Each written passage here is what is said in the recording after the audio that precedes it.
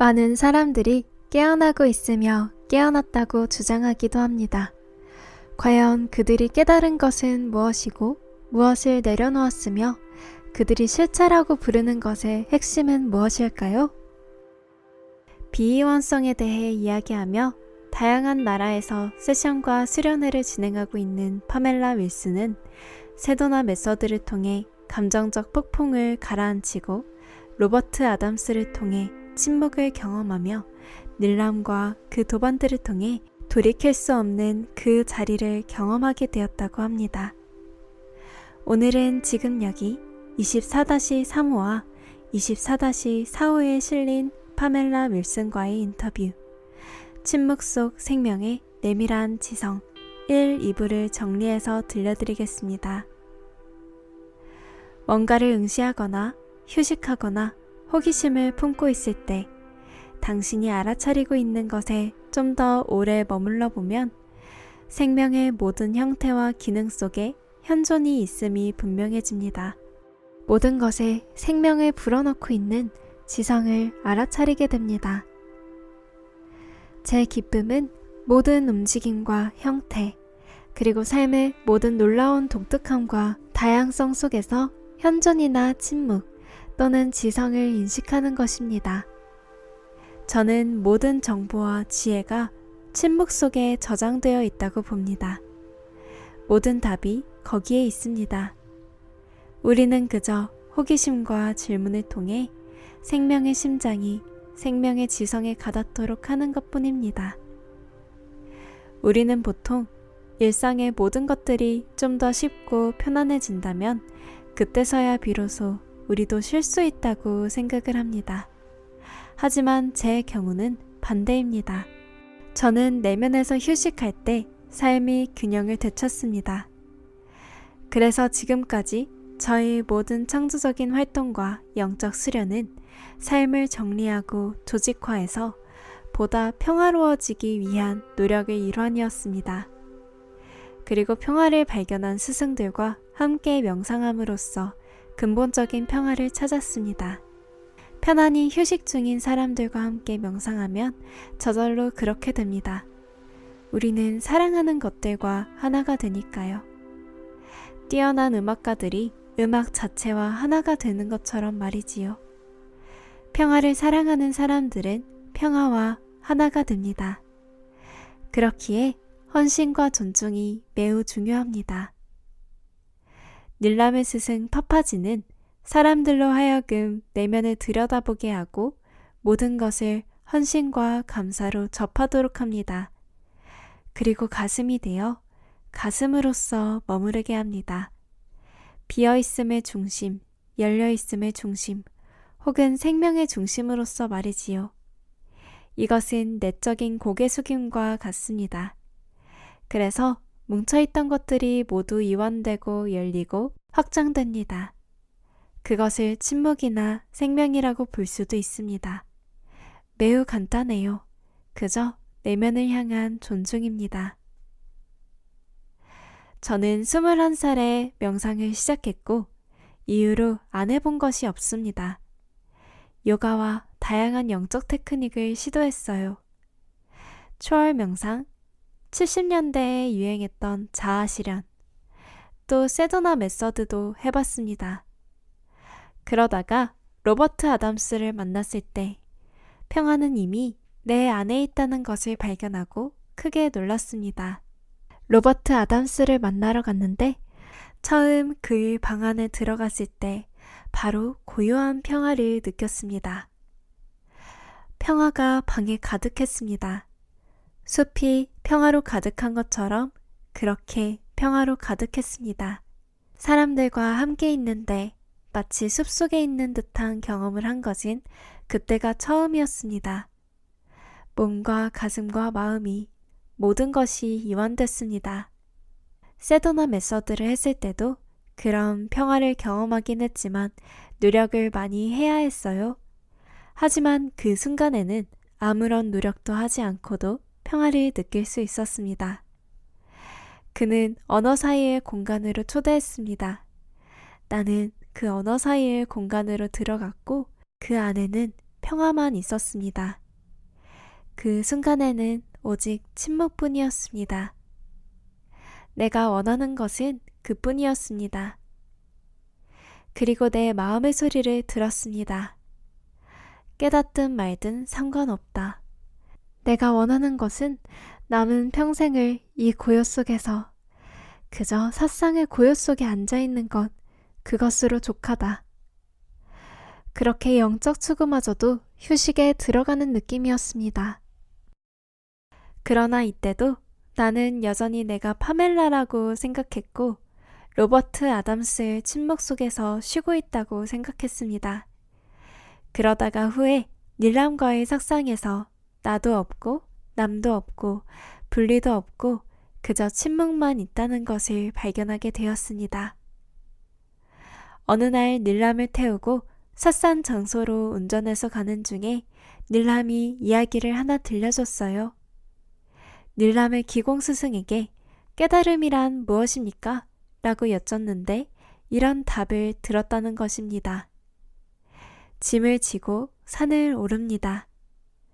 산 정상에 도착해서 짐을 내려놓습니다. 잠시 후 짐을 들고 다시 산을 내려옵니다. 나는 그 이야기를 이해할 수 없어서 그저 잠자코 있었습니다. 목적지에 도착해서 닐람을 먼저 길가에 내려주고 주차를 했습니다. 내가 언덕 꼭대기에 도착했을 때 닐람은 이미 큰 바위 2개 사이에 자리를 잡고 앉아 있었습니다. 나는 가만히 앉아서 고요가 내 몸의 긴장을 풀어내는 것을 음미했습니다. 그리고 닐람을 물끄러미 바라보고 있었는데 놀랍게도 로버트 아담스와 함께 있을 때만 흘러나오던 사랑의 강물이 그녀를 향해 흘러나오기 시작했습니다. 그리고 그때 함께 공부하던 도반 프렘이 일어나서 내 옆에 있는 바위 그늘 안으로 자리를 옮겼습니다. 순식간에 사랑의 강물이 갈라져서 프렘과 닐람에게로 흘러갔습니다. 동시에 광대한 침묵이 있었습니다. 눈을 감았습니다. 눈이 멀어버릴 듯한 성광과 함께 황홀경 속에서 2 팔을 들어 올린 채 앉아있는 내 몸의 이미지가 마음속에서 떠올랐습니다. 그러고는 모든 것이 고요해졌습니다. 너무나 진한 평화였습니다. 그녀가 식사를 마치자 나는 다가가서 그녀의 발 앞에 무릎을 꿇고 말했습니다. 산에 짊어지고 갔던 보따리 말이에요. 그걸 내려놓은 것 같습니다. 그녀의 눈빛이 달라지더니 내 눈을 한동안 깊이 응시했습니다. 그러고는 이렇게 말했습니다. 당신이 여기까지 올 수 있었던 것은 당신의 사랑 덕분입니다. 정말 그랬습니다. 나를 여기에 데려온 것은 사랑의 강물이었으니까요. 그리고 그날 밤 집에서 신비한 일이 일어났습니다. 방에 들어갔을 때 색깔이 사라졌다는 것을 알아차렸습니다. 죄다 베이지빛 사진같이 보였습니다. 옷을 벗고 침대에 누웠습니다. 마음의 소리가 들려왔습니다. 글쎄, 일사병에 걸렸거나 자아를 깨달았거나 증상은 꽤 비슷해.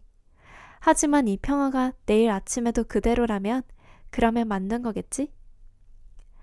그날 아침에 깨어났을 때도 여전히 거대한 평화가 존재했습니다. 강한 에너지의 흐름이 몸에 범람하고 있었고 어떻게 해야 할지 확신할 수 없었습니다. 그러자 마음에서 라마나가 쉬어라 라고 말했습니다. 의식과 몸이 조금 느려졌습니다. 다시 한 번 더 그가 말했습니다. 쉬어라. 그러자 시선, 호흡, 심장박동을 제외한 모든 것이 멈췄습니다. 시가 떠올랐습니다. 비가 내리네. 오두막 지붕에. 아무도 여기 없으니 가슴이 그 물을 마시네.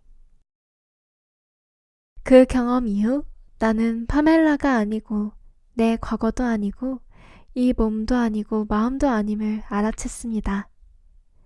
그러고 나서 시간이 좀 지나니 이 몸, 마음도 있는 그대로 봐줄 것을 요구했습니다. 무한함으로 봐줄 것을 말이지요.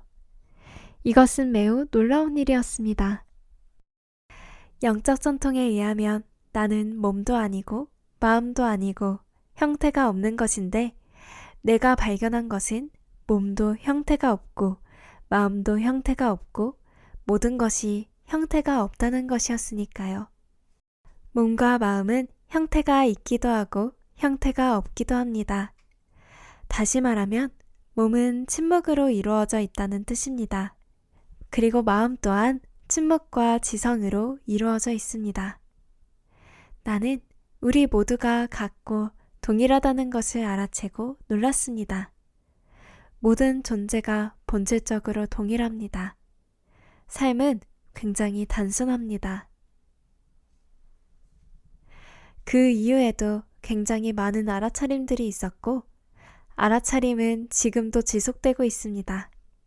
왜냐하면 그 근본 경험 이후에도 여전히 많은 오해들이 있었기 때문입니다. 나는 자연이나 사람에게서는 현존과 침묵을 봤는데 컵에서는 그러한 침묵을 보지 못했습니다. 그러다가 내 무릎에 덮어놓은 숄을 바라보면서 그 숄도 현존하는 침묵 속에 있다는 것을 알아채는 순간이 있었습니다. 그렇게 삶이 모든 곳에서 침묵과 본질을 계속 드러내 보였습니다. 모든 것의 본질이 침묵이라는 것을 보게 되었습니다. 그러면서 침묵이 얼마나 투명한지 알게 됐지요. 어느 날은 감정이라는 것이 의식의 색깔이라는 것을 알아챘습니다. 투명함이 특정 색깔로 물든 것이 감정이란 것이죠. 그 후에는 감정들이 얇고 가볍게 수성 물감으로 침묵의 색을 입히는 것 같았어요. 감정이 거의 투명해질 정도로 가벼워졌습니다. 아, 뭔지 알겠어. 이것은 경험의 색깔이구나. 소리도 그렇고 색깔도 음악도. 그 뒤로는 보이는 것이 전부가 아니라는 것을 알게 됐습니다. 모든 것이 침묵에서 비롯된 것이라는 걸 알아채게 되었습니다. 나는 침묵에게 이 모든 현상의 놀이가 어떻게 짜여져 있는지를 물어봤습니다. 그러자 침묵은 이렇게 보여주었습니다. 이 세상이 잘 짜여진 천처럼 보였고 서로 반대되는 것들로 엮여져 있었습니다. 그러면서 동시에 그 모든 상반되는 것 너머를 보도록 가리켰습니다. 그 너머는 말로 표현하기 어렵습니다. 거기는 서로 상반되는 것이 없는 곳입니다. 대부분의 사람은 음향을 바라볼 때 그 분리를 보지 그것을 넘어서 있는 공간을 보지 못합니다. 하지만 고대 성자들은 알았던 것이죠. 이렇게 단순하다는 것을. 로버트는 그 공간을 공간 없는 공간이라고 표현했습니다. 붙잡을 수가 없으니까요. 그들이 찾는 것은 모든 것 안에 있습니다. 그 모든 것에는 몸도 포함되지요. 그리고 침묵은 종종 몸의 뒤쪽, 등에 있습니다. 밖이 아니라 안에요. 이것은 뭔가 더 얻어야 하는 게 아니라 이미 있는 것입니다. 그것은 볼 수 없습니다. 때로는 이렇게 생각하기도 합니다. 상반신을 연극 무대라고 했을 때 모든 사람들은 무대를, 다시 말하면 몸 앞부분의 중앙만을 바라봅니다. 모두들 무대 위에 있는 배우, 다시 말하면 감각, 감정을 바라보지요. 무대 뒤 심장 뒤편을 보는 사람은 없어요. 거기는 어둡고 아무 일도 일어나지 않습니다. 그곳은 비어있고 또 비어있는 공간 없는 공간입니다. 파멜라 윌슨과의 인터뷰. 침묵 속 생명의 내밀한 지성. 여러분은 어떻게 느끼셨나요? 모든 것의 본질이 침묵임을 보게 되었다는 말씀이 인상 깊게 다가옵니다. 그럼 다른 기사로 찾아뵙겠습니다. 시청해주셔서 감사합니다.